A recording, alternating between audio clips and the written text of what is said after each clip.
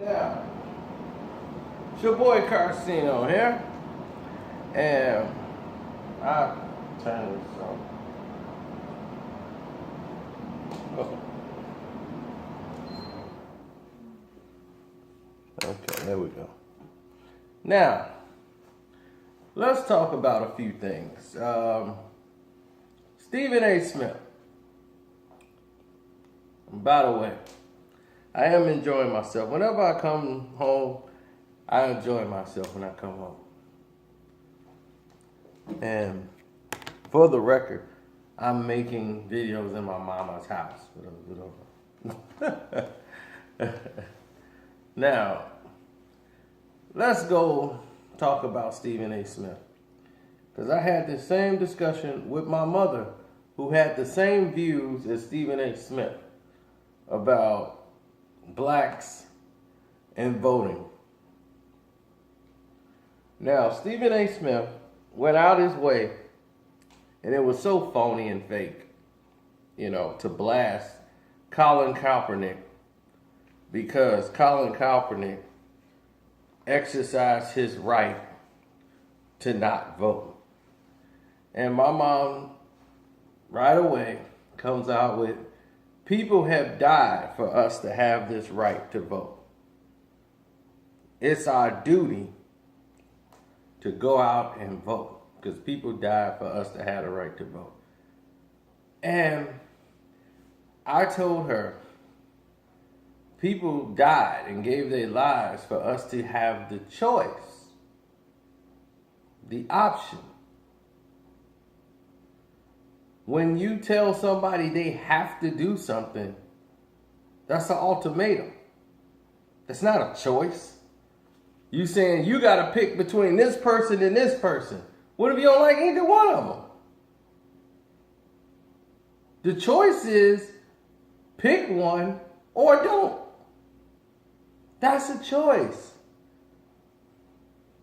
So people died for us to have the choice. We couldn't vote. So at one point, it's like, look, if we wanted to vote for a guy that we like, we couldn't. That's what they died for us to have the same rights as everybody else. They have the right not to vote.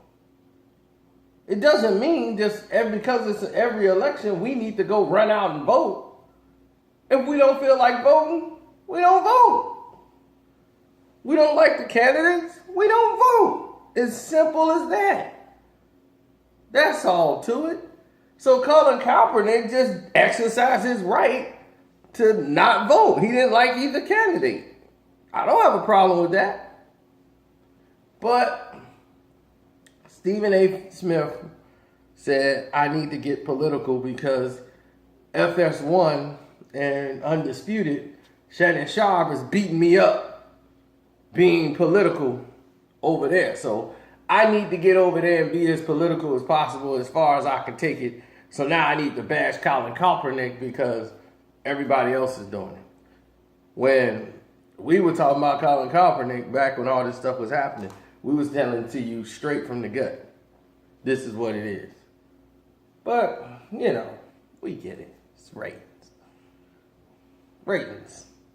Ratings are down. You got to do whatever you can, right? Get some of them right-wing people back.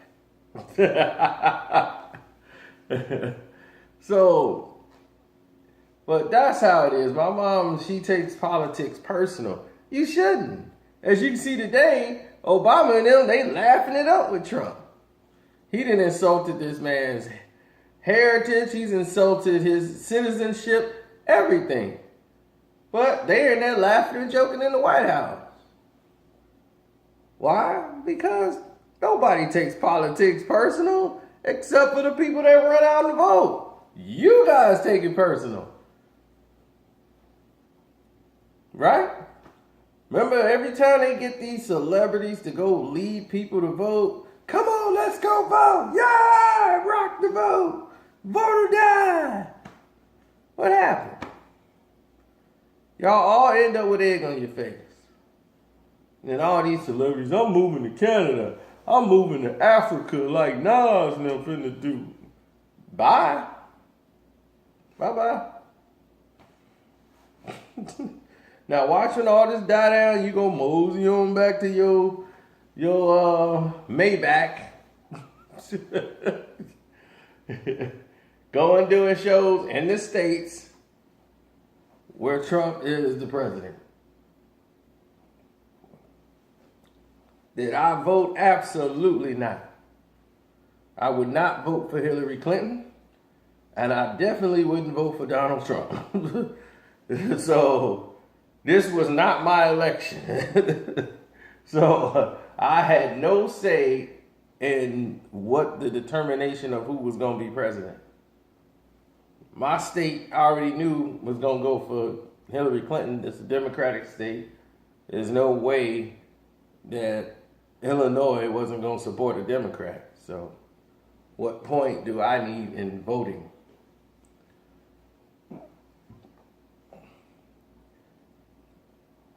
So Stephen A. Smith, knowing these are the facts, because this is the truth, how do you feel now? Why didn't you explain that process? Why do you feel the need to bash this guy when Colin Kaepernick's stance had nothing to do with voting in the first place? And he stated then, before the election even took place, weeks ago, that he was not voting. Weeks ago. Probably even a month ago, when he said it's the lesser of two evils. Like, who I'm supposed to pick? The lesser of two evils is still evil. So who am I voting for? What candidate do you feel embodied what he represented? He was supposed to. So what you're saying is he was supposed to come out and vote for Hillary Clinton because Donald Trump wasn't going to support his. What are you saying? I don't understand. He was just supposed to vote, period. Is Pat Buchanan back on the ballot? I mean, what was he supposed to be doing? I don't get it. I mean, many of us is probably out here scratching our heads wondering, what exactly was he supposed to do that he didn't do? Just go out and vote? Be part of the process? The electoral process? Even though he doesn't care for any candidate? Isn't that what we're telling people not to do? Focus on the issues and pick the candidate that you think is best representative of that. And if you don't think that they are, you don't have to vote for them. If that was the case, it would be mandatory that every U.S. citizen votes. It's not mandatory. You know why? Because it's a choice. And what you're doing is removing choice out of the equation. So did anybody in your family tell y'all the same thing they told me? Because my mom sat right here at this dinner table and told me yesterday that we all supposed to vote because people died for us to have the right to vote. A lot of people die for us to have rights as human beings. It's an option as to what you want to do. For us to have that option, we had no options back then. It was, you ain't voting, period.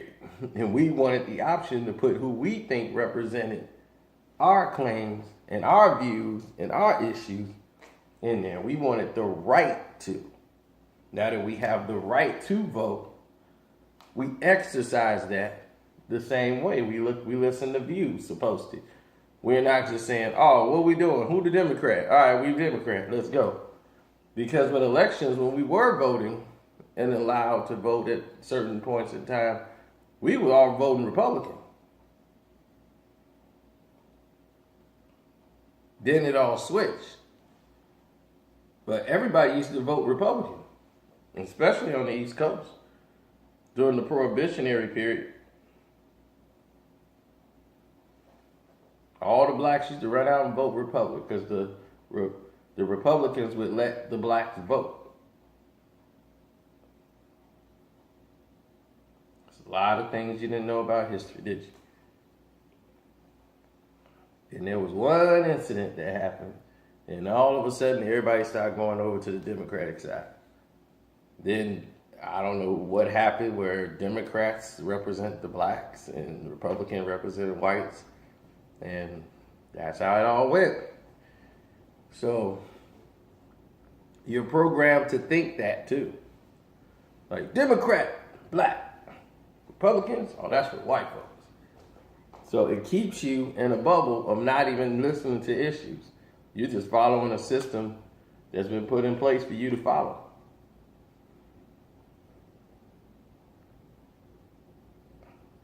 But I don't trust politicians to do work for me. I don't trust these guys to make decisions that's going to affect the course of my life, because they don't. I've never went there and said, this politician, we need to get this done, we need to get that done. Every time you've done that, what have you ended up with? A bag of sand in your hand. They haven't done anything for you. I can't name anybody that's got something done as a politician that the people agreed on and they loved and said, this man is great, he's doing what he needs to do, we're going to get him all the way up that ladder, and boom. Do you realize him going up that ladder is making it worse for him? At the lower levels, you can get stuff done.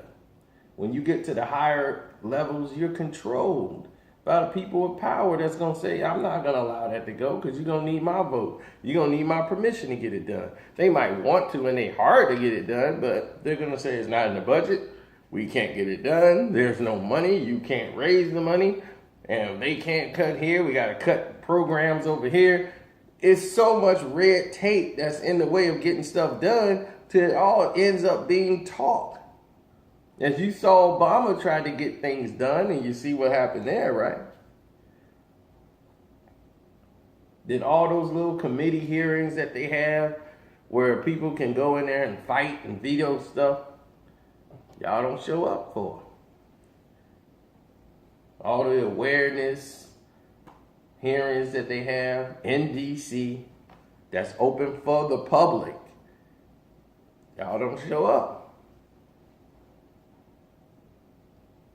Go and learn about all of the open hearings that the public can go in and be a part of. Go ahead. Go and see how many different open discussions that dictates the course of your life in your own community and outside of your community. If you're in DC, go in there and see how many meetings you can go to inside the White House and listen to and actually be a part of. Go be a part of your community. That's what you do. Police yourselves. Get involved in your own community, in your own neighborhood.